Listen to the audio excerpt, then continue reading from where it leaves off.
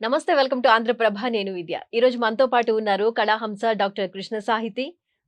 తన గురించి చెప్పాలంటే professional Kuchipudi dancer and choreographer in 4 Vedas, Upanishads and full Lalitha Sahasra అన్నమాట. సో వారితో మాట్లాడదాం. అసలు ఆవిడ జర్నీ అనేది ఎలా స్టార్ట్ అయింది అనే విషయాలను వారి మాటల్లో అడిగి తెలుసుకుందాం. కృష్ణ సాహితి గారు నమస్కారం అండి. నమస్కారం వెల్కమ్ టు అండి. ఆంధ్రప్రభ. Thank you.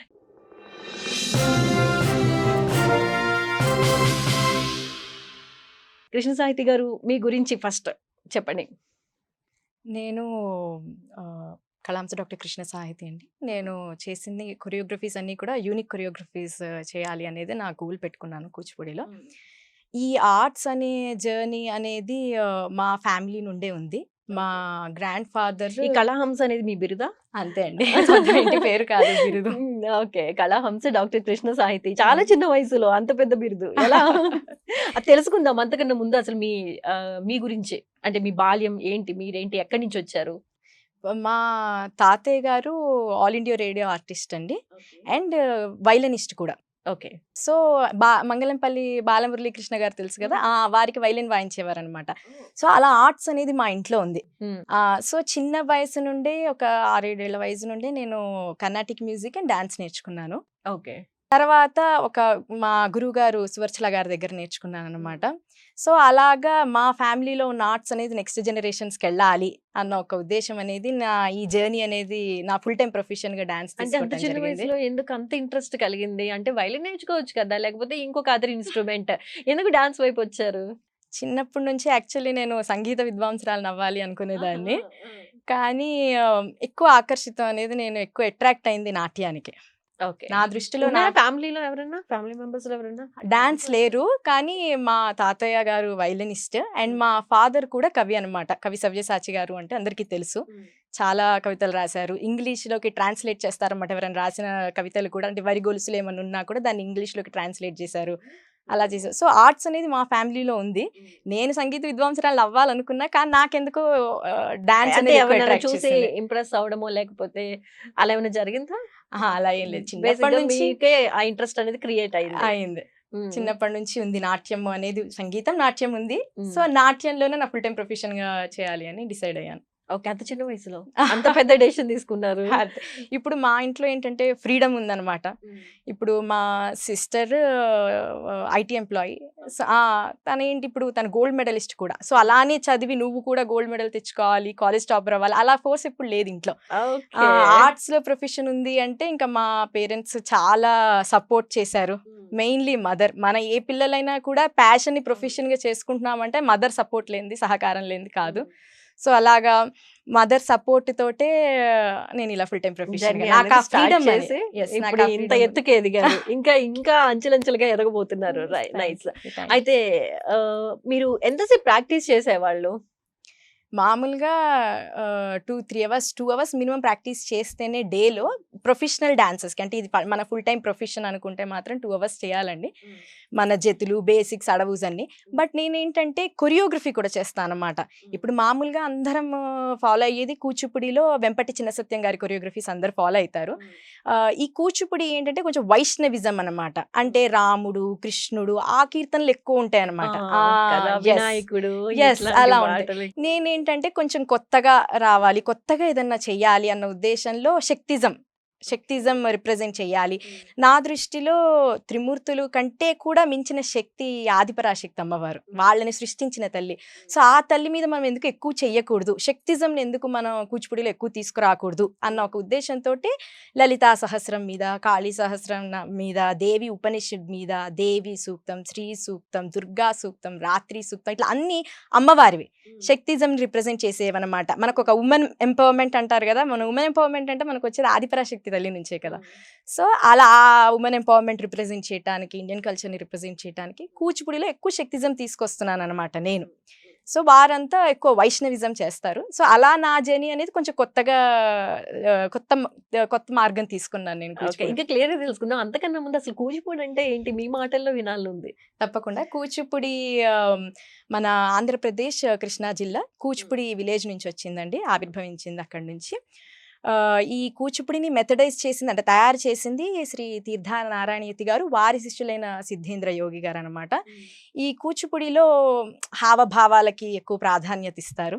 డాన్స్ తక్కువ ఉంటుంది కదా, అనేమీ లేదు. అంటే ఫాస్టెస్ట్ భరతనాట్యంతో కంపేర్ చేస్తే కూచిపూడికి డాన్స్ స్టెప్స్ తక్కువ ఉంటాయి కదా, మొత్తం హావభావాల్ని పలికించడం ఉంటుంది. దాని యొక్క అంటే మ్మ్. ఇప్పుడు గ్రేస్ అనేది ఒక దీని ఎంత గ్రేస్ఫుల్ గా వేస్తావు కూచిపూడి స్టెప్స్, కూచిపూడి అనేది హావభావాలతోటి ముఖ కవళికలతోటే పలికించడం అనమాట, ముద్రలతోటే పలికించడం. సో మా ఈ కూచిపూడిలో చాలా ఫేమస్ ఐటమ్స్ కూడా ఉన్నాయి అనమాట. భామా కలాపం, కృష్ణ శబ్దం, బ్రహ్మాంజలి, ఇవన్నీ. అండ్ యూనిక్నెస్ ఎక్కువ ఏంటంటే తరంగం అనమాట, ప్లేట్ మీద చేయటం అనేది ఉంటుంది చూసారు, అది ఎక్కువ ఆకర్షించేస్తుంది అందరినీ. అలాగా కూచిపూడి. ఓకే, సో కూచిపూడి అంటే అది అంతే, మెంటల్లీ ఫిజికల్లీ ఫిట్ గా ఉంచుతుంది. థెరప్యూటిక్ డాన్స్ ఫామ్ అని కూడా అంటారు కూచిపూడిని. సో అలా. సో చిన్నప్పటి నుంచి అంటే 6 years నుంచే మీరు స్టార్ట్ చేశారు కూచిపూడి నేర్చుకోవడం. అది స్టెప్ బై స్టెప్ ఎదుగుతున్నప్పుడు మీకు ఎలా అనిపించింది? ఫస్ట్ పర్ఫార్మెన్స్ చేసినప్పుడు ఎలా అనిపించింది? ఎంతసేపు ప్రాక్టీస్ చేసేవాళ్ళు? అంటే ఫస్ట్ లో ఒక 2-3 స్టెప్పులు చెప్పి అవే కంటిన్యూగా చేయిస్తూ ఉండేవాళ్ళు వచ్చేదాకా. ఆ సెకండ్ స్టెప్ కి వెళ్ళడానికి చాలా టైం పడుతుంది కదా. సో అట్లాంటప్పుడు మీ ఫీలింగ్ ఏంటి? చిన్నప్పటి నుంచే మామూలుగా నా పేరే కృష్ణ సాహితి అంటే సాహిత్యం, ఆర్ట్స్. సో ఏమో మా ఫాదర్ కి ముందే తెలుసేమో నేను ఆర్ట్స్ లోకి వెళ్తాను నా ప్రొఫెషన్, ఐ డోంట్ నో, నాకు సాహితి అని పేరు పెట్టారు. సో అలాగనే చిన్నప్పటి నుంచి కూడా నేను ఎక్కువ ఆర్ట్స్ పట్ల ఇంట్రెస్ట్ చూపించేదన్నమాట. ఎడ్యుకేషన్ లో కూడా education of course my mother is soft skills trainer అనమాట. స్కూల్ ప్రిన్సిపల్ కూడా మదర్, చదువు ఉండాల్సిందే. మాస్టర్స్ కంప్లీట్ రెండింటిని బ్యాలెన్స్ చేసుకునేటప్పుడు ఏమైనా ఇబ్బంది పడేవాళ్ళ? అంటే ఎక్కువసేపు ప్రాక్టీస్ చేయాలి కదా. ఆఫ్ కోర్స్ యాక్చువల్గా మాస్టర్స్ కంప్లీట్ చేశాను నేను వేరే సబ్జెక్ట్లో, psychology and soft skills related సబ్జెక్ట్లో నేను మాస్టర్స్ కంప్లీట్ చేశాను. బట్ ఇది నా మెయిన్ ప్రొఫెషన్ అనమాట. ప్రెసెంట్లీ గ్లోబల్ కెరీర్ కౌన్సిలర్ని కూడా, కానీ అదే నేను సైడ్కి పెట్టి నేను ఇదే ఎక్కువ ఫుల్ టైం ప్రొఫెషన్గా చేస్తాను అనమాట. మామూలుగా ఏదన్నా ఒక డాన్స్ పర్ఫార్మెన్స్ ఏదన్నా ఇవ్వాలి అంటే ఎప్పుడు నేను నా ఓన్ కొరియోగ్రఫీ ప్రెజెంట్ చేస్తాను. అంటే ఎవరు దీని మీద కొరియోగ్రఫీ చెయ్యలేదు అనేది చూసుకొని, చేయలేదా ఇది కొత్తగా ఉంది, ఇది యూనిక్ గా ఉంది అని ఆలోచించుకొని మీరంటూ ఒక స్పెషల్ గా ఉండాలి, మీకంటే ఒక ఐడెంటిఫికేషన్ ఉండాలి అని ఎప్పుడు చూస్తూ ఉంటారు. ఇప్పుడు ఏదైనా మనం కొత్తగా క్రియేట్ చేస్తేనే ఇది. సో అంటే నేను ఎప్పుడు ఒకళ్ళు చేసిన దాని మీద చేయను అనమాట. వారు చేసి ఇప్పుడు వెంపటి చిన్న సత్యం గారు చాలా చేశారు కొరియోగ్రఫీస్. ఇప్పుడు అందరం కూచిపూడి డాన్సర్స్ అందరం కూడా మేము మెయిన్లీ అదే ఫాలో అవుతాం, ఎందుకంటే ఆల్మోస్ట్ అన్ని సేమ్ స్టెప్సే కదా చేస్తారు. ఇప్పుడు నేను వాళ్ళు చేసింది నేను ఎప్పుడు ఇది చేయను అనమాట. వాళ్ళు చేసింది ఏదో రీకొరియోగ్రఫీ లాగా చేసి ఎప్పుడు అగౌరవపరచలేదు. జస్ట్ ఏదైనా అంటే కూచిపూడి ఆర్ట్ ఫామ్ ని ఇంకా ఎక్స్పాండ్ చేయాలి. ఎంత కొత్త కొరియోగ్రఫీస్, ఎంత కొత్త స్తోత్రాలు, సహస్రాల మీద మన కూచిపూడి అనే నాట్యం ఉంటుందో దాని వల్ల ఎక్స్పాండ్ అవుతుంది కూచిపూడి ఆర్ట్ ఫామ్ అనేది. ఇంత ఉందా ఒక కూచిపూడిలో, దీని మీద కొరియోగ్రఫీ ఉంది, అష్టాదశ శక్తి పీఠాల మీద ఉంది, దశమహా విద్యల మీద ఉంది, నవదుర్గాల మీద ఉంది అని ఒక ఇది కదా. సో అలాగా కొత్తది. మామూలుగా చిన్నప్పటి నుండే నాకు ఏదన్నా స్కూల్ అయినా కూడా ఏదన్నా తయారు చేసుకొని వెళ్ళి ప్రిన్సిపల్ సార్ కి గిఫ్ట్ ఇచ్చేదాన్ని అనమాట. ప్రిన్సిపల్ సార్ రూమ్ కి వెళ్ళి అప్పట్లో చాలా చిన్న వయసులో. సో అప్పటి నుంచి నన్ను బాగా క్రియేటర్ అని పిలిచేవాళ్ళు స్కూల్లో. సో ఓకే ఇదేదో సంథింగ్ నాకు ఆ క్రియేట్ చేయటం అనే థింగ్ అనేది నాకు ఉంది. క్రియేట్ చేయాలి, కొత్తగా క్రియేట్ చేయాలి, ఎవరు చేయంది ఏదైనా ముట్టుకొని దాన్ని చేయాలి. అలానే నా ఈ వేదాల మీద జర్నీ అని స్టార్ట్ అయింది. వేదాల గురువు గారి గురించి చెప్పండి. చూడండి, సువర్చల గారు చిన్నప్పటి నుంచే మేడం దగ్గర నేర్చుకున్నాను. సంగీతం నేను రూపా గారు అండ్ అనంతలక్ష్మి మ్యామ్ గారి దగ్గర నేర్చుకున్నాను. సో మా మేడం ఒక 7-8 years బ్యాక్ ఎక్స్పైర్ అయ్యారనమాట. అప్పుడు ఇక అసలు గురుగారు లేకపోతే ఒక ఇది ఏంటి ఫుల్ టైం ప్రొఫెషన్ అనుకున్నాను, ఇదేంటి ఏం చేయాలి జర్నీ అసలు ఇప్పుడు అని అప్పుడు ఆలోచిస్తూ ఉన్నప్పుడు మా ఇంట్లో ఏంటంటే మేము బ్రాహ్మిన్స్ అయ్యేసరికల్లా మదర్ శ్రీ సూక్తం, నారాయణ సూక్తం, దుర్గా సూక్తం వీటితోటి పాలాభిషేకం చేసేవారు అనమాట ఇంట్లో. సో అలా చేస్తున్నప్పుడు అది వేదం ఇంట్లో చాంట్ అలవాటు. మనం ఎందుకు ఈ వేదం మీద కొరియోగ్రఫీ చేయకూడదు అన్న ఒక ఆలోచన వచ్చింది. చెయ్యాలి, ఎందుకంటే నాట్యాన్ని పంచమ వేదం అంటాం. 4 వేదాల నుంచి అంటే ఒకటి ఉంటుంది శ్లోకం, సర్వశాస్త్ర సంపన్నం సర్వశిల్ప ప్రదర్శకం నాట్యాక్షం పంచమం వేదం. ఆ శ్లోకం మాటల రూపంలో కాకుండా శ్లోకం రూపంలో మీ గొంతు నుంచి వినాలని. అయ్యో మామూలు ఒక చిన్న శ్లోకం అది, పాడండి ఒకసారి. సర్వశాస్త్ర సంపన్నం సర్వశిల్ప ప్రదర్శకం నాట్యాఖ్యం పంచమం వేదం సేతిహాసం కరోమ్యహం. అంటే ఏంటంటే 4 వేదాల నుంచి ఈ పంచమ వేదమైన నాట్యం ఆవిర్భవించింది అని దాని ఉద్దేశం. సామవేదం, ఋగ్వేదం, యజుర్వేదం, అథర్వణ వేదం. సో ఆ పంచమ వేదం అని దీన్ని మన నాట్యాన్ని అంత పవర్ఫుల్ గా అంత విలువతో మనం అంటున్నప్పుడు ఎందుకు ఆ వేదాల మీద మనం కొరియోగ్రఫీ చేయకూడదు? అలా వచ్చింది అలాగా జర్నీ అంతే. అలాగే ఇక అప్పుడు ఎప్పుడు వెనక్కి తిరిగి చూసుకోలేదన్నమాట. కంప్లీట్ అయ్యేసరికి ఎంత టైం పట్టిందండి? ఇక ఇప్పుడు నేను మొదటిన తీసుకుంది ఋగ్వేదం నుండి శ్రీ సూక్తం అట్లా తీసుకున్నాను. హావభావాలు ఎలా పలికిస్తారు ఒకసారి మా ప్రేక్షకుల కోసం? అయ్యో తప్పకుండా. ఫస్ట్ టైం అసలు తీసుకున్నప్పుడైతే చాలా కష్టం అనిపించింది. అంత ఇప్పుడు ఇప్పుడు హిరణ్యవర్ణాం హరిణీం సువర్ణ రజత స్రజాం చంద్రాం హిరణ్మయీం లక్ష్మీం జాతవేదో మమావహ. ఎంత చక్కగా ఉందో. Thank you so much, thank you so much. బంగారు వర్ణంతో కలిగి ఉంటుంది అమ్మవారు. దాని మీనింగ్ అంతా కూడా నేను కొంత పురోహితులతోటి ఘనాపాట్లు ఉంటారు కదా, వాళ్ళని వెళ్ళి కలిసి నాకు కరెక్ట్ మీనింగ్ చెప్పండి, దీని అర్థం చెప్పండి అని చాలా సమయం వాళ్ళతో చాలా రోజులు చేసి తీసుకొని, అంత సాంస్క్రిట్ లాంగ్వేజ్ కదా అదంతా కూడా. ఇప్పుడు వేదం అనేది చాలా పవర్ఫుల్ అండి, మనకి తెలుసు, టెంపుల్స్ లో నడుస్తుంటుంది. సృష్టి సారాంశం అంతా కూడా వేదంలోనే ఉంటుంది. సో మనం ఎప్పుడు తప్పు చేయకూడదు, వేదం అనేది అంత పవిత్రమైనది అన్నప్పుడు ఇక నేను అది మీనింగ్ కరెక్ట్ గా తీసుకొని దాన్ని తర్వాత కొరియోగ్రఫీ చేయడానికి కూర్చున్నాను అనమాట. ఫస్ట్ చేసేటప్పుడు నాకు కొంత కష్టం అనిపించింది. తర్వాత ఇక ఎప్పుడు కాన్ఫిడెన్స్ బిల్డ్ అయింది? నాకు బాగా కాన్ఫిడెన్స్ బిల్డ్ అయిన మూమెంట్ వేదాల మీద చేసినందుకు international royal academy of global peace and cultural book of records వాళ్ళు ఆనరరీ డాక్టరేట్ ఇచ్చారనమాట కూచిపూడిలో. సో అక్కడ అంటే కొత్తగా చేసేసరికల్లా యంగెస్ట్ డాక్టరేట్ నేను. సో అంత కొత్తగా చేసేసరికల్లా పెద్ద డాన్సర్స్ చేతుల మీదగానే అందుకున్నాను. నాకు అప్పుడు అనిపించింది, ఓకే కరెక్ట్ వేలో వెళ్తున్నాను, నేను కరెక్ట్ కొత్త మార్గంలో వెళ్తున్నాను, ఇదొక బూస్ట్ నాకు. ఇది ఇక్కడ నుంచి జర్నీ అనేది ఇక వేదాలు వెనక్కి తిరిగి చూడకుండా వేదాల మీదే చెయ్యాలి ఏం చేసినా అని. వేదాలు, ఉపనిషత్తులు, సూక్తం అలా అనమాట. ఇంకేమీ వాటిలో కొరియోగ్రఫీ చేశారు? ఇంకా చాలా చేశానండి. ఇప్పుడు 100కి పైగా కొరియోగ్రఫీస్ చేశాను నేను. ఇప్పుడు దశమహ విద్యలని శ్రీ మహాకాళి అమ్మవారి స్వరూపాలన్నమాట. ఆ స్వరూపాలు మీద చేశాను. తర్వాత నవదుర్గల మీద చేశాను. ఫస్ట్ ఇది ఏంటంటే నేను ఎవ్రీ నవరాత్రి, మనకి నవరాత్రి వస్తుంది కదా అక్టోబర్, ఆ టైంకి ప్రతిదీ అమ్మవారిది ఏదైనా కొరియోగ్రఫీ చేయాలి, కొత్తగా ఐటమ్స్ లాగా ఏదైనా చెయ్యాలి. కృష్ణ శబ్దం అట్లా ఎట్లుంటాయి మనకి కృష్ణుడి మీద, లేకపోతే దశావతార శబ్దం ఉంటుంది అనమాట, విష్ణు 10 రూపాయలు అలా ఉన్నప్పుడు మనం ఎందుకు అలా తీసుకురాకూడదు, అలా అనుకొని ఒక కొత్తది చెయ్యాలి అని నవదుర్గాలు అమ్మవారి 9 స్వరూపాలు. నవరాత్రులలో మనం ఆరాధించే అమ్మవారు ఉంటారు కదా, శైలపుత్రి, బ్రహ్మచారిణి, చంద్రగంట, కూష్మాండ, కాత్యాయని, కాళరాత్రి, గౌరీ, సిద్ధిదాత్రి అమ్మవారు, అలా వాళ్ళందరివి. నెక్స్ట్ దశమహ విద్యలు. దశమహ విద్యలు అంటే అసలు సృష్టి మొత్తం ఎలా క్రియేట్ అయింది, మొత్తం నాశనం వరకు, క్రియేషన్ నుంచి నాశనం వరకు మొత్తం కూడా అందులోనే ఉంటుంది. ఆ అమ్మవారి స్వరూపాలతోటే నడుస్తుంది అనమాట. కాళీ అమ్మవారు, తార, షోడసి, భువనేశ్వరి దేవి, భైరవీ దేవి, చిన్నమ్మ. ఇంత చక్కగా ఉంది, ఆ హావభావాలు పలికిస్తూ మాకు కూడా చూపిస్తే ఇంకా బాగుంటుంది అనుకుంటున్నాను. అలా అమ్మవారివి చేయడం జరిగింది. ఇప్పుడు మనకి బాగా అష్టాదశ శక్తి పీఠాలు ఒక 1-2 years బ్యాక్ చేశాను అనమాట. అష్టాదశ శక్తి పీఠాలు అంటే 18 మెయిన్ అమ్మవారి శక్తి పీఠాలు కదా. శ్రీలంకలో శాంకరి అమ్మవారు, కామాక్షి అమ్మవారు, చాముండేశ్వరి, శృంఖళాదేవి. సో వీళ్ళందరిది ఇట్లా నేనేం చేశానంటే, మా ఫాదర్ పోయెట్ కాబట్టి ఈ 18 రూపాలకి ఒక స్తోత్రం లాగా ప్రతి అమ్మవారు కూడా డిఫరెంట్ ఉంటారనమాట. వాళ్ళ యాటిట్యూడ్ కానీ స్వభావం కానీ, ఒక అమ్మవారు శాంతంగా ఉండొచ్చు, ఇంకో అమ్మవారు ఉగ్ర రూపంలో ఉండొచ్చు, రౌద్రంగా ఉండొచ్చు. సో అలాగే మా ఫాదర్ తోటి రాయించుకొని దాన్ని నేను కళ్యాణ్ వసంత్ అని famous playback singer and Carnatic musician, తనతోటి నేను కొలాబ్ చేసి పాడించుకొని తర్వాత దాని మీద నేను షూట్ చేసి 18 రూపాయలు అమ్మవారు ఆహార్యం ధారణ చేసి షూట్ చేసి ఇట్లా నవరాత్రికి ఒక్కొక్కటి రిలీజ్ చేశాను అనమాట. ఇంటర్నేషనల్ రోటరీ క్లబ్ లో నేను ఇది రిలీజ్ చేయడం జరిగింది. ఎవ్రీ ఇయర్ వాళ్ళు నవరాత్రి అనేది వాళ్ళ ఒక యూనిక్ ఒక రిచువల్ లాగా వాళ్ళు నా దగ్గర నుంచి కాన్సెప్ట్స్ అనేవి తీసుకోవటం జరుగుతుంది, అక్కడ ప్రెజెంట్ చేయటం కూడా జరుగుతుంటుంది.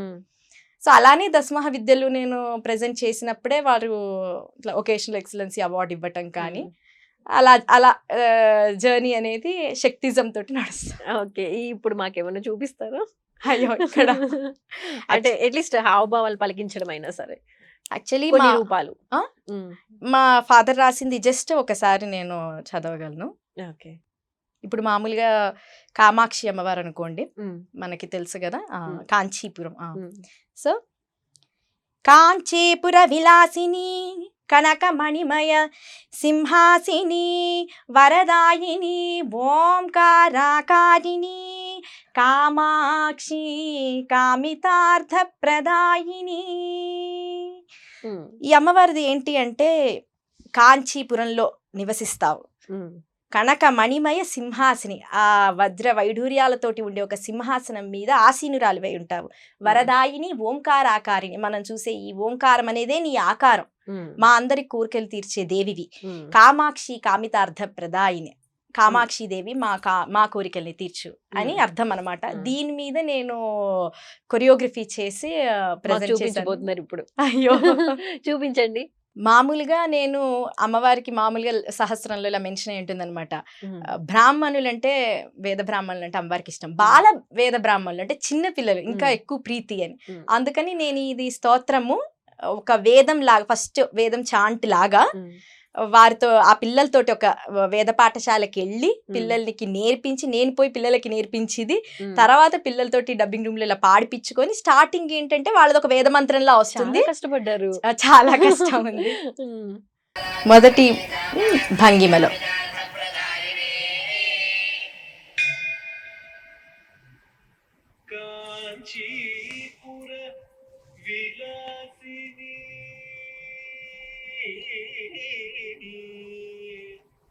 కనకమణిమయ సింహాసిని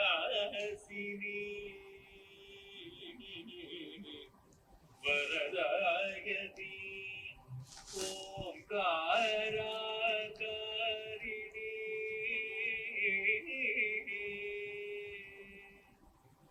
కామాక్షి కామితార్థ ప్రదాయని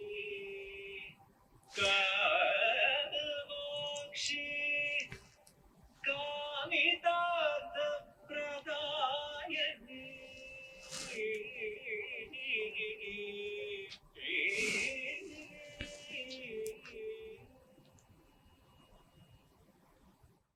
సూపర్ సూపర్, చాలా బాగా చేశారు. మీకు ఇన్స్పిరేషన్ ఎవరండి? మామూలుగా ఈ కూచిపూడిలో చాలా గొప్ప లెజెండరీ డాన్సర్స్ ఉన్నారు. వెంపటి చిన్న సత్యం గారు కానీ, శోభా నాయుడు గారు కానీ, అండ్ పసుమతి శేష్ బాబు గారు, అభినయ మేడం, ఎస్పి భారతి మేడం, చాలా మంది ఉన్నారు.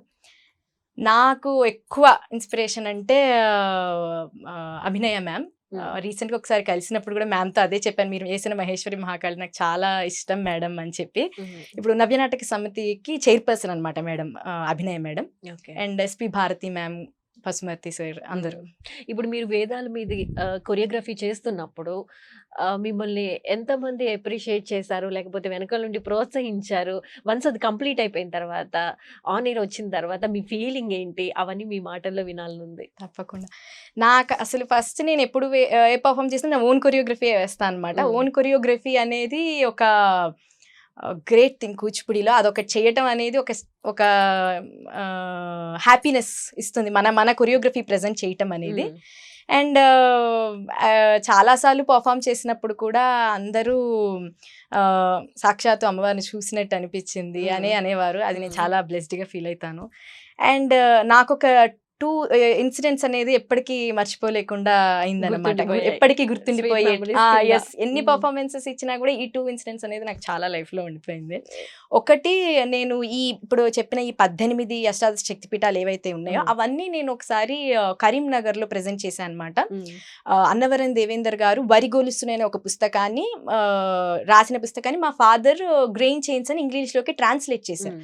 ఆ రోజు ఒక ప్రోగ్రామ్ లాగా జరిగింది. అక్కడ వెల్కమ్ పర్ఫార్మెన్స్ పర్ఫార్మెన్స్ లాగా కవులందరూ కూడా తీసుకురావాలి మీరు మీ డాటర్ని అది ఇది అంటే నేను వెళ్ళి పర్ఫామ్ చేయటం జరిగింది అక్కడ. అండ్ వేసిన తర్వాత పర్ఫార్మెన్స్ అయిన తర్వాత అందరూ అసలు ఆ 18 అమ్మవారి రూపాలను ఇక్కడ చూపించినట్టు అనిపించింది. నేను ఒక 6-7 శక్తిపీఠాలకు వెళ్ళానమ్మా, మీరు ఇక్కడ చేస్తుంటే ఇక్కడ విగ్రహం కనపడింది మాకు అనడం అనేది. అంటే ఇప్పుడు మనం అందరి ముందర వేయటం వేరు, ఒక కళ విలువ అనేది కళాకారులకే తెలుస్తుంది. అంతమంది గ్రేట్ పోయెట్స్ ముందర వాళ్ళు అంత ఆప్యాయంగా మెచ్చుకోవటం అని, ఎంత పిలవటం ఆప్యాయంగా మెచ్చుకోవటం అనేది అసలు లైఫ్ లో చాలా బెస్ట్ మూమెంట్, మెమరబుల్. అండ్ ఇంకొకటి నేను ఒక చోట పర్ఫామ్ చేసినప్పుడు వన్ ఆఫ్ ద డిగ్నిటరీస్ నా పర్ఫార్మెన్స్ అయిన వెంటనే మైక్ తీసుకొని లేచొచ్చి మాణిక్య వీణ పాడారనమాట. మాణిక్య వీణ మన అమ్మవారిది, శ్యామల దండకం. సో అది పాడి అసలు ఆ సన్నివేశం గుర్తుకొచ్చింది, కాళిదాస్ అమ్మవారి ముందర అన్న సన్నివేశం గుర్తుకొచ్చింది వేస్తే పర్ఫార్మెన్స్. నిజంగా ఐ ట్రూలీ ఫీల్ బ్లెస్డ్. దానికి చాలా హ్యాపీ అండ్ చాలా గ్రేట్ఫుల్. అలా గుర్తుండిపోతాయి కదా ఇలాంటి చాలా. మనకి ఎక్కడ పెద్ద స్టేజ్ వేసామా, పెద్ద లైట్స్ వాటి ముందు వేసామా, 100 మంది 200 జనాలు వచ్చారా అన్న దానికంటే నిజంగా మన కళని కొంచెం ఎదురుగా కళాకారులు వాళ్ళు ఇది చేసేది మెచ్చుకుంటూ అంత ఇన్వాల్వ్ అయిపోయి తను చేసింది మాకు తను కనిపించలేదు, ఏదైతే పర్ఫామ్ చేస్తుందో అది కనిపించింది మాకు. అది అమ్మవారిది అవనివ్వండి, వేదాలు అవనివ్వండి, అది అసలు చాలా గ్రేట్ కదా. చాలా చాలా బ్లెస్డ్ గా ఫీల్ అవుతాను నేను దానికి.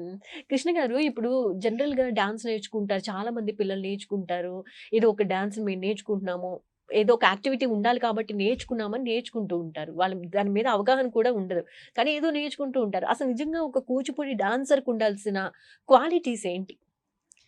క్వాలిటీస్ అంటే ఫస్ట్ ఆఫ్ ఆల్ అందరూ నేను మామూలుగా కూడా స్టూడెంట్స్కి అదే చెప్తాను. నేను ఎవరు ఏదైనా డాన్స్ పిల్లల పేరెంట్స్ కలిసినా కూడా నేను అదే చెప్తే, ఇది ఒక ప్యాషన్ లాగా వదిలేయకుండా ఫుల్ టైం ప్రొఫెషన్గా చెయ్యండి దీన్ని అని. నేను ఏం ఫీల్ అవుతానంటే అండి, ఇప్పుడు మన భారతదేశ సరిహద్దుల్లో ఆర్మీ వాళ్ళు ఉండి మనల్ని ఎలా రక్షించుకుంటున్నారో, మనం ఒక ఇండియన్స్ అయ్యుండి మన భారతదేశ సంస్కృతిని కాపాడుకోవటం అనేది it's our responsibility as an Indian అనేది నేను ఫీల్ అవుతాను. ఇప్పుడు మీరు చూస్తే అదర్ కంట్రీస్ నుంచి కూడా ఇప్పుడు ఆన్లైన్ లో తీసుకుంటున్నారు కదా, అదర్ కంట్రీస్ నుంచి వచ్చి వేదం నేర్చుకుంటున్నారు, మన కల్చర్ కి అట్రాక్ట్ అయ్యి నాట్యం నేర్చుకుంటున్నారు. ఒక చైనా అమ్మాయి భరతనాట్యం అరంగేట్రం ఇచ్చిందంట. సో ఈవెన్ మోదీ గారిని కూడా ఎక్కడికన్నా అదర్ కంట్రీస్ లోకి వెల్కమ్ చేసినప్పుడు కూడా అక్కడ మన వేదము, మన గాయత్రి మంత్రం ఛాన్ చేస్తున్నారంట వారికి వెల్కమింగ్. అంటే ఎంత ఇదైపోయింది మన కల్చర్ అనేది. సో ఇప్పుడు బాగా వెస్టర్న్ కల్చర్ వస్తోంది, I know, but of course మనం అన్ని కల్చర్స్ ని రెస్పెక్ట్ చేయాలి, బట్ మన కల్చర్, మన రూట్స్ అనేది ఏంటంటే మనం మర్చిపోకూడదు. సో ఇది ఒక జస్ట్ ప్యాషన్ లా కాకుండా ఒక ఫుల్ టైం ప్రొఫెషన్ గా తీసుకోవాలి అనేది నేను ఎప్పుడు పిల్లలకి చెప్పేది. సో ఎటువంటి జాగ్రత్తలు తీసుకోవాలి అంటే, ఒక డాన్స్ చేసేటప్పుడు అందులో ఇన్వాల్వ్ అయిపోయి మనం కాదు డాన్స్ చేస్తుంది, అక్కడ అభినయించేది మనం మాత్రమే, కానీ మొత్తం అంతా కాన్సెప్ట్ మీదే బేస్ అయి ఉంటుంది అనేంత ఇన్నర్ ఫీలింగ్ ని వాళ్ళకి జనరేట్ చేయడానికి మీరు ఎలాంటి సలహాలు సూచనలు ఇస్తారు? మామూలుగా అసలు ఇది చాలా ఆర్ట్స్ అంటే ఓర్పుతో కూడిన పని అండి. ఇప్పుడు మేము ఒక పర్ఫార్మెన్స్ అనుకోండి, ఒకవేళ మీ ఓన్ కొరియోగ్రఫీ అయితే 1 month నుంచి కొరియోగ్రఫీ చేస్తూ ప్రాక్టీస్ చేస్తూ చేయాలి. లేదు ఒక గురువు గారి కొరియోగ్రఫీ అయినా కూడా నేర్చుకొని దాన్ని మనం ప్రెజెంట్ చేయాలన్నా కూడా ఆ రోజు పర్ఫార్మెన్స్కి అంటే మామూలుగా 15-20 days నుంచి మనం ప్రాక్టీస్ చేస్తాం, 1 month నుంచి ప్రాక్టీస్ చేయాలి. అండ్ ఒకవేళ ఆ రోజు పర్ఫార్మెన్స్ ఇవ్వాలంటే పొద్దున్నే లేచి, చాలా పొద్దున్నే లేవాలి, లేచి చాలా అవర్స్ ఆ జ్యువెలరీ కానీ ఆ నెత్తి మీద, చాలా చిన్న పిల్లలు కూడా ఆ నెత్తి మీద ఆ కొప్పు పెట్టుకొని అదంతా కూడా, అంటే అది మన కల్చర్, దాని పట్ల మనకి మన పేరెంట్స్కి ఉన్న ఒక గౌరవం, ఎంత కష్టమైనా ఓర్పుతో దాన్ని చేయటం అన్నమాట. సో చాలా ఆర్ట్స్ అంటే ఫస్ట్ చాలా ఓర్పుతో ఉండాలి, ఫిజికల్ ఫిట్నెస్ ఉండాలి, mental fitness is very important.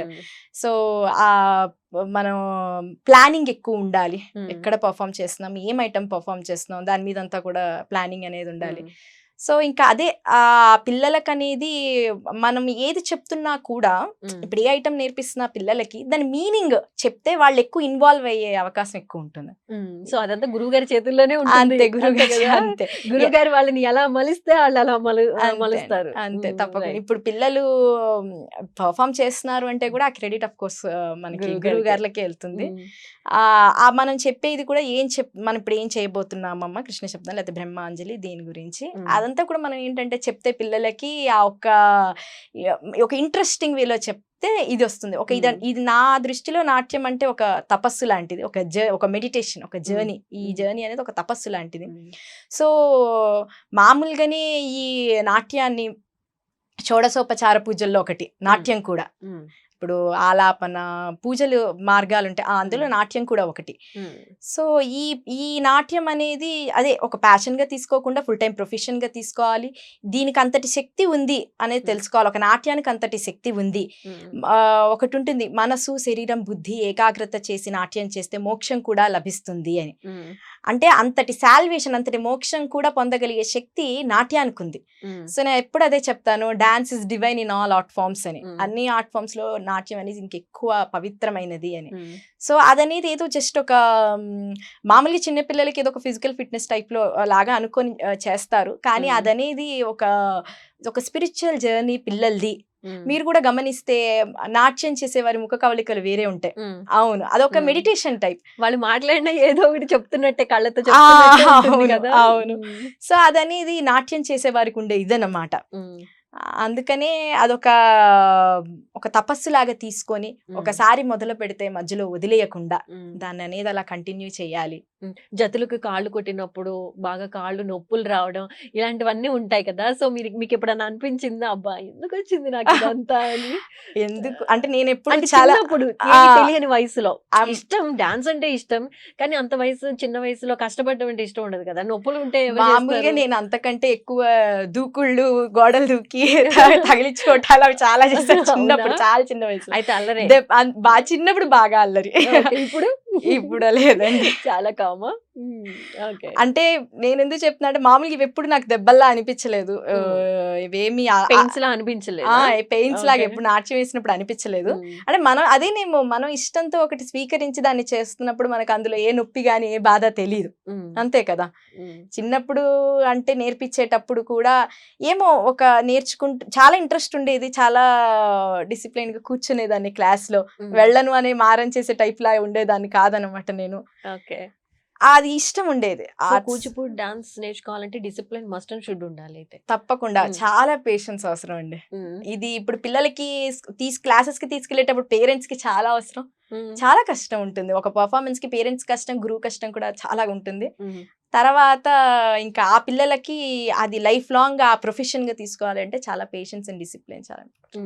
ఇప్పుడు నాట్యం నేర్చుకునే వాళ్ళకి, నాట్యం గురించి అవగాహన ఉన్న వాళ్ళకి రంగప్రవేశం అంటే ఏంటి అనేది ఒక క్లారిటీ ఉంటుంది. కానీ కొంతమంది ఈ పదాన్ని వాడినప్పుడు అసలు రంగప్రవేశం అంటే ఏంటి అనే క్వశ్చన్ మార్క్ తో చూస్తూ ఉంటారు. సో దానికి ఆన్సర్ ఏంటి? గురువుల దగ్గర నేర్చుకొని అరంగేట్రం లాగా, అంటే రంగప్రవేశం అంటే మొదటిసారి స్టేజ్ ఎక్కి చేసేదండి. గజ్జి పూజ చేస్తారనమాట. ఒక్కొక్కళ్ళు ఒక్కొక్కళ్ళ ఆలయంలో చేస్తారు, ఒకళ్ళు గురువుల దగ్గర చేస్తారు. గజ్జి పూజ చేసిన తర్వాత మనం ఇచ్చే మొదటిసారి మనము ఆ స్టేజ్ మీదకి వెళ్ళి చేసే ఫస్ట్ పర్ఫార్మెన్స్ రంగప్రవేశం. అరంగేట్రం అంటే అరంగేట్రం అనేది కూడా రంగప్రవేశమే, కానీ అది భరతనాట్యం వాళ్ళ ఉపయోగించే పదం అనమాట అరంగేట్రం అనేది. మన కూచిపూడి తెలుగులో ఏంటంటే రంగప్రవేశం అని అంటాం. ఓకే, జనరల్ గా అంటే ఫస్ట్ పర్ఫార్మెన్స్ అంటే మామూలుగా ఒక 1 month 2 months నేర్చుకున్న తర్వాత చిన్నపిల్లల్ని అలా స్టేజ్ మీద ఎక్కించి చేయిస్తూ ఉంటారు. అదా అంటే 1 month 2 months లో యాక్చువల్లీ ఎవరు ఎక్కించరు, నేర్పించే దాన్ని బట్టి. కొంతమంది 10-12 ఏళ్ళు నేర్చుకొని తర్వాత రంగప్రవేశం చేస్తారు, లేదా 6 ఏళ్ళు నేర్చుకొని. ఈ రంగప్రవేశం చేసేది కూడా ఒక పెళ్లిలా చేస్తారని అంటూ ఉంటారు. రంగప్రవేశం చాలా important phase of Kuchipudi dances అని చెప్పొచ్చు. కూచిపూడి లైఫ్ జర్నీలో రంగప్రవేశం చాలా ఇంపార్టెంట్. ఎందుకు అంత ఇంపార్టెంట్? అంటే మనం పెద్ద పెద్ద గురువులు వస్తారు, వాళ్ళని ఆశీర్వదిస్తారు, వాళ్ళకు సర్టిఫికేట్ ఇస్తారు, ఏంటి అదంతా? అంటే గురువులు ఇప్పటిదాకా మనకి నేర్పినది మనం వెళ్ళి, అంటే ఇప్పుడు వారు మనకి ఎంతో కష్టపడి చాలా కొన్ని ఇయర్స్ మనం గురువుల దగ్గర నేర్చుకుంటాం. సో దాన్ని వెళ్ళి మనం ప్రెజెంట్ చేయటం అనమాట రంగప్రవేశం అంటే. సో ఇప్పుడు మీరు అన్నారు ఇందాక ఫస్ట్ పర్ఫార్మెన్స్ అని, అలాగే ఫస్ట్ పర్ఫార్మెన్స్ లాగా. ఓకే, సోలో సింగిల్ పర్ఫార్మెన్స్ లాగా అన్నమాట. ఓకే అండి, ఇప్పుడు మీరు ఎన్ని అవార్డులు మీ సొంతం చేసుకున్నారు మీ యొక్క నాట్య కళతో? చాలా అవార్డ్స్ వచ్చాయండి. వొకేషనల్ ఎక్సలెన్సీ అవార్డ్ వచ్చింది ఇంటర్నేషనల్ రోటరీ క్లబ్ తరపు నుంచి. యూత్ ఐకాన్ అవార్డ్ వచ్చింది హైబీజ్ టీవీ నుంచి. Women of the year, women leadership, నాట్య పురస్కార్ అవార్డ్ వచ్చింది. And international wonder book of records create చేశాను అనమాట. 1 hour కంటిన్యూస్గా లలిత సహస్రనామ స్తోత్రానికి నా కొరియోగ్రఫీ ప్రెజెంట్ చేస్తూ 1 hour కంటిన్యూస్గా పర్ఫామ్ చేశాను అనమాట. సో అక్కడ international wonder book of records వచ్చింది, ఇండియా బుక్ ఆఫ్ రికార్డ్స్ వచ్చింది, నాట్య భూషణ్, ఇక నాట్య మయూరి, కళాహంస, నాట్య రత్న, తెలంగాణ రత్న, అలా చాలా అవార్డ్స్. ఎలా అనిపిస్తుంది అంటే మీరు ఏదైతే కళలు కని మీరు నాట్యంలోకి అడుగు పెట్టారో దాన్ని అచీవ్ అయ్యానని ఫీల్ అవుతున్నారా, లేకపోతే ఇంకా సాధించాల్సింది ఇంకా ఉందనుకుంటున్నారా? ఏంటి ఫ్యూచర్ ప్లాన్స్ ఏంటి అసలు? నేను ఆ ఫ్యూచర్ ప్లాన్స్ అంటే ఇంకా ఇప్పటి వరకు అయితే ఈ సక్సెస్ చాలా ఏంటి అని కాదు, అంటే నాకు యాక్చువల్గా ఎప్పుడు ఎన్ని అవార్డ్స్ పొందాను అన్న దానికంటే నేను ఎంత చేశాను కూచిపూడికి. ఇప్పుడు ఒక కూచిపూడి డాన్సర్గా నేను ఎన్ని కొరియోగ్రఫీస్ ఇచ్చాను ఆ ఆర్ట్ ఫామ్కి, నేను ఎంత సేవ చేసుకోగలిగాను దానికి అనేదే చూస్తాను. ఇప్పుడు ఒక 100కి పైగా కొరియోగ్రఫీస్ చేశాను. ప్రెసెంట్ ఏంటి అంటే నా అకాడమీ వనమాలి పర్ఫార్మింగ్ ఆర్ట్స్ అకాడమీ తరపున గవర్నమెంట్ స్కూల్స్లో టీచ్ చేస్తున్నాను అనమాట. వర్క్షాప్స్ లాగా ఇస్తున్నాను.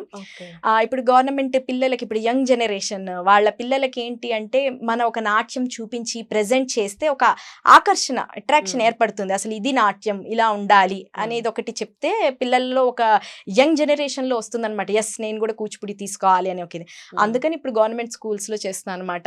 పేట్రియాటిక్ సాంగ్స్ మీద చేస్తున్నాను.